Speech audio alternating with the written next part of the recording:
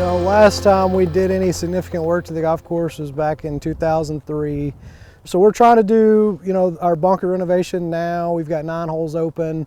They can do the dirt work, the sand, all that's fine to do in the winter, drainage work. But once we get to the greens renovation, it's a summer grass. As you know, your yard's probably green up in the summer, and so when you start to see this Bermuda turn green, that's when it starts growing. So that's when we have to do the greens renovation once the temperatures get warm enough for the grass to grow. We had nice big bunkers. They had these high, what they call flash faces of sand, which looks great if you're playing high level tournament golf. I mean, that's awesome. If you're the average weekend golfer and they're maybe not quite as easy to navigate.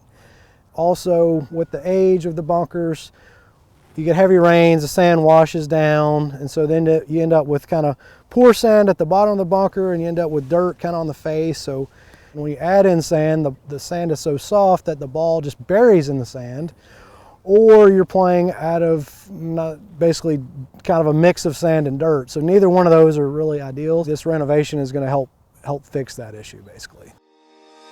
Yeah, so this is the front left greenside bunker on hole 16. So we've got 2 bunkers here. This is the front bunker. So what you're looking at now is a bunker that is ready. We've got a gravel base. Drainage has been redone. Around the bunker has been sodded. What you'd have seen is basically sand that would have come up much higher and steeper. And so kind of in here would have been sand before. Now you're going to get grass here. So if your ball does happen to stay there, at least it's on grass. That's a little bit easier for most of the recreational golfers.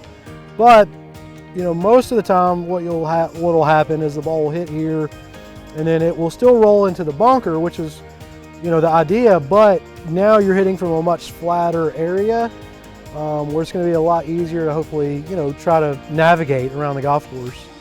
Basically, this bunker is ready for them to put a polymer material on, spray that, and then sand will go on top of there, and once the grass grows in, it'll be ready for play. This is the green here at hole 16, and obviously the next part of the project is a greens renovation. That'll happen sometime in April after the bunker renovation.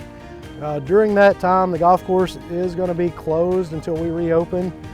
Basically, no one has played golf on this green for about a month, and you can still see ball marks from people.